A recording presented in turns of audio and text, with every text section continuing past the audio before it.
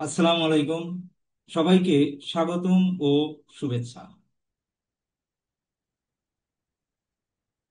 আজকের আলোচনার বিষয় নেপোলিয়ন বোনাপার্টের মহাদেশীয় ব্যবস্থা।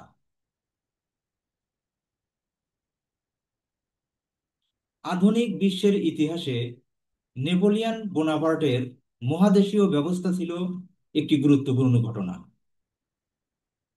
তার ইউরোপের উপর আধিপত্য বিস্তারের প্রধান বাধা ছিল ইংল্যান্ড। কিন্তু যুদ্ধ করে ইংল্যান্ডকে পরাজিত করা নেপোলিয়নের পক্ষে সম্ভব ছিল না, কারণ ইংল্যান্ড ছিল নৌযুদ্ধে অত্যন্ত পারদর্শী এবং সমুদ্রের উপর ছিল তাদের একচ্ছত্র আধিপত্য। এমতো অবস্থায় নেপোলিয়ন যুদ্ধ না করে অর্থনৈতিক অবরোধ দ্বারা ইংল্যান্ডকে কাবু করার পদক্ষেপ গ্রহণ করেন।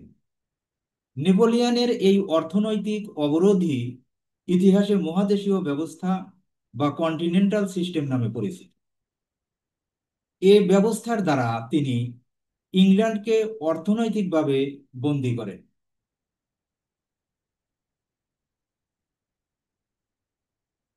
তিনি ইংল্যান্ড থেকে সমস্ত মালামাল আমদানি নিষিদ্ধ করেন। তিনি উপলব্ধি করেন যে ইংল্যান্ডের সম্পদের প্রধান উৎস হলো তার ব্যবসায় বাণিজ্য। এই ব্যবসায় বাণিজ্যে বিপর্যয় সৃষ্টি করতে পারলেই ইংরেজগণ হীনবল হয়ে পড়বে এবং নেপোলিয়নের বশ্যতা স্বীকার করবে।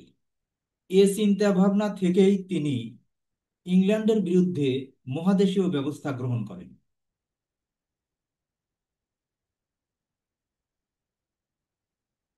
কয়েকটি ঘোষণার মাধ্যমে নেপোলিয়ন মহাদেশীয় ব্যবস্থা প্রয়োগ করেন।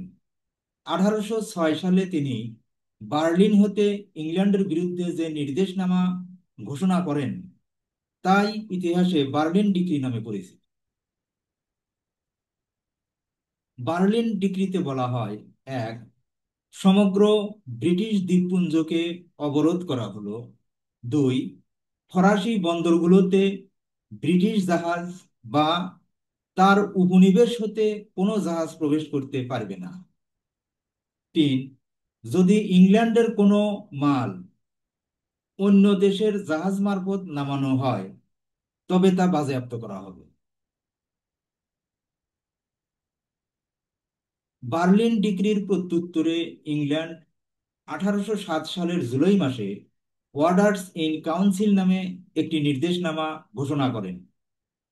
এই ঘোষণায় বলা হয়, এক, ইংরেজ নৌবহর ফ্রান্স ও তার মিত্রশক্তির বন্দরগুলোতে পাল্টা অবরোধ করবে। দুই, এসব দেশের বন্দরে কোনো দেশের, এমনকি নিরপেক্ষ দেশের জাহাজও প্রবেশ করতে পারবে না। এ আদেশ লঙ্ঘন করলে সে জাহাজ ও মালামাল বাজেয়াপ্ত করা হবে। তিন, যদি কোনো নিরপেক্ষ দেশের জাহাজ নিতান্তই ফ্রান্স ও তার মিত্রশক্তির বন্দরে যেতে চায় তবে সেক্ষেত্রে ইংল্যান্ডের অনুমতিপত্র নিতে হবে। ওয়ার্ডার্স ইন কাউন্সিলের প্রত্যুত্তরে নেপোলিয়ন মিলান হতে মিলান ডিক্রি নামে পুনরায় এক নির্দেশনামা ঘোষণা করেন। এ ঘোষণায় বলা হয়,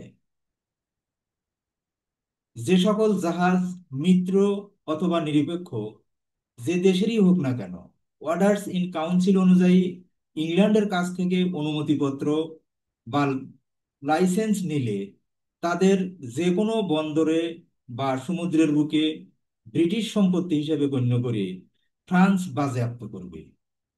তাকে শত্রু দেশের জাহাজ বলে গণ্য করা হবে।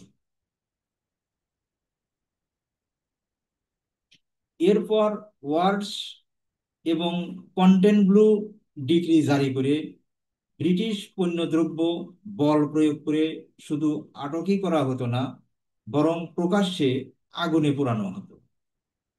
Berlin decree, Milan decree, Warsaw decree এবং কন্টেনব্লু ডিক্রির নীতিগুলোকে একযোগে কন্টিনেন্টাল সিস্টেম বা মহাদেশীয় অবরোধ প্রথা বলা হয়।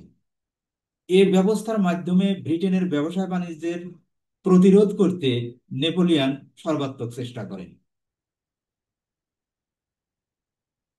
মহাদেশীয় ব্যবস্থা ব্যর্থতার কারণ।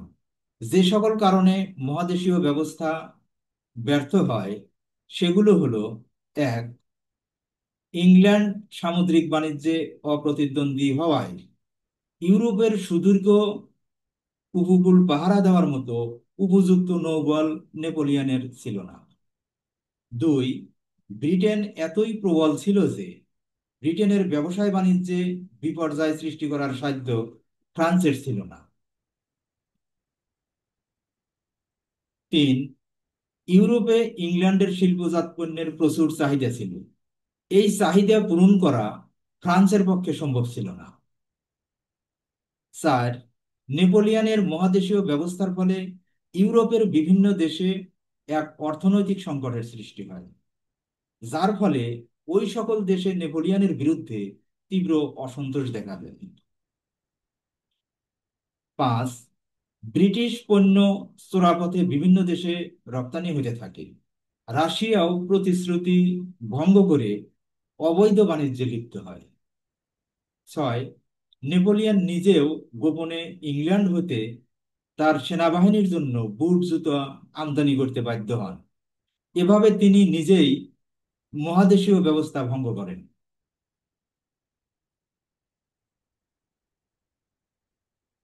অবশেষে 1813 খ্রিস্টাব্দে নেপোলিয়ন বাধ্য হয়ে মহাদেশীয় ব্যবস্থা বা কন্টিনেন্টাল সিস্টেম প্রত্যাহার করে নিতে বাধ্য হয়। চ্যানেলটিকে সাবস্ক্রাইব করো। এই ছিল আজকের আলোচনার বিষয়। সবাইকে ধন্যবাদ জানিয়ে এখানেই শেষ করছি। আসসালামু আলাইকুম ওয়া রাহমাতুল্লাহ।